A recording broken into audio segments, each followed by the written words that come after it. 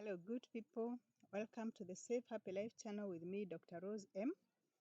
Thank you for choosing to watch this channel. We have many new subscribers. Welcome, welcome, welcome home. For the old subscribers, take your seat at the family table. Today, we are going to talk about young adults and marriage. And young adults, we are referring to people from 18 years to 25 years of age. Are you dreaming of or planning or intending to get married? If you have said yes to any of these questions, come with me. This video is for us, is for you. Today is your day. Marriage is a dream and maybe a responsibility of every little boy and little girl. We all dreamt of marriage when we were young. Those who are young are dreaming of beautiful marriages. The dream is further nurtured by infatuations of teenage and love brewed in colleges. I have heard countless times that love sustains a marriage through thick and thin. I call it a myth. Do not think that because you are in love and you consummate it several times in a day, that you are good to go. Love is an amorphous, an unstructured, a formless component of marriage.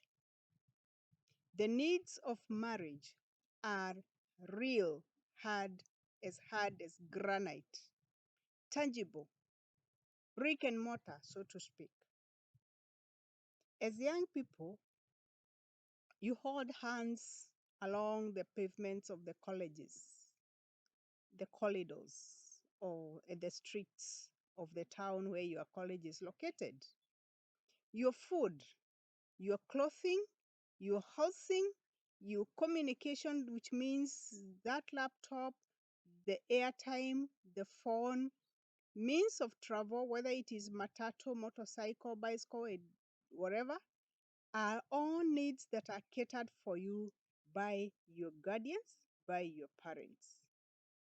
Therefore, young lady, young gentleman, what you're seeing on your friend in college does not reflect their standard, but rather the standard of their parents or of their guardians.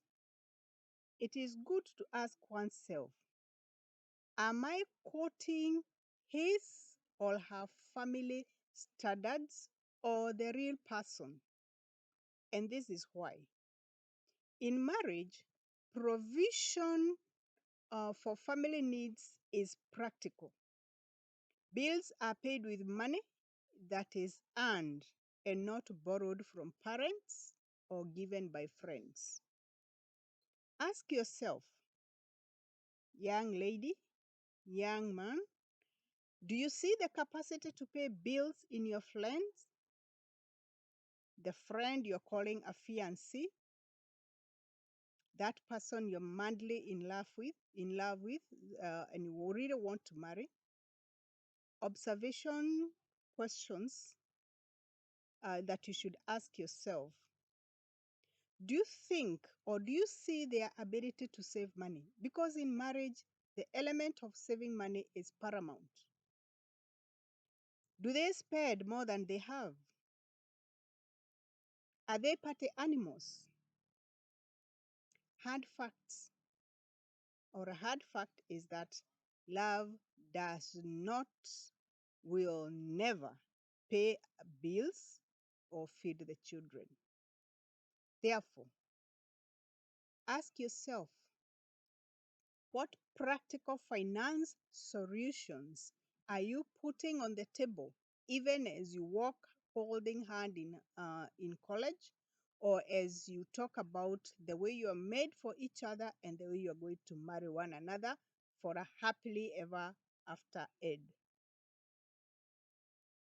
Do you have a business, a job to facilitate the payment of bills? What chances do you to have financial strength, financial muscle to cater for family needs?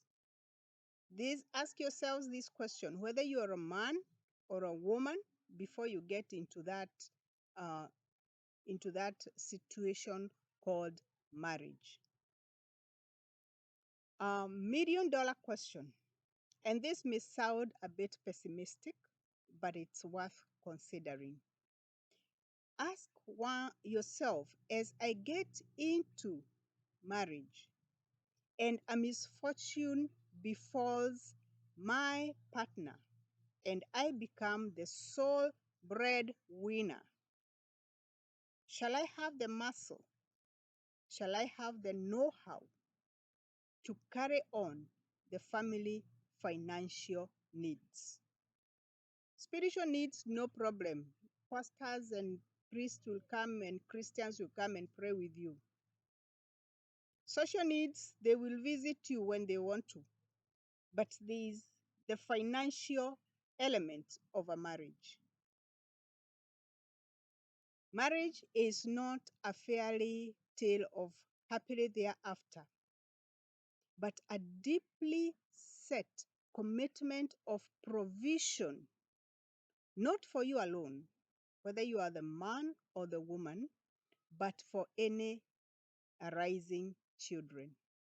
Young people, I urge you to ground yourselves in resource mobilization or real capacity to mobilize resources before you jump into the bandwagon of happily ever after fairy tale seekers. Be real. Babies come with financial needs. Daughters, allow me to address you at this juncture. Before you offer yourself for pregnancy, be sure the finances, you have the finances to contribute to any arising child or in that marriage. Shut your eye for a moment and ask, do I have the practical financial plan to face consequences? Or am I betting my life on a person who may vanish before I finish the sentence, I am pregnant? Before you finish that, he has vanished into thin air. Are you offering yourself for pregnancy for such a person? Sons, before you seek pleasure that could result into procreation, be sure you have the resources. Shut your eye for a moment and ask, do I have a practical finance plan to face consequences? Or am I betting my life on a person who may dump a baby at my mother's doorstep and vanish before I fumble with the baby isn't mine, or I'm not sure, or girls are dumping babies in the mother or the so-called mother-in-law or the mother-in-law to have been in their homes. And what happens? Son, you're left with a 2 months old baby, 1 month old baby, 3 month old baby. You are in college.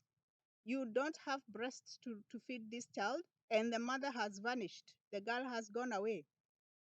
Do you have a plan to take care of that child should something like that happen? I am saying this because I have seen young people, men 24, 25, taking care of babies brought home to them or to their mothers by their girlfriends. Be careful. Ask yourself this question. before you get into this institution called marriage? What is your resource contribution into that relationship? Talk of love, talk of whatever else,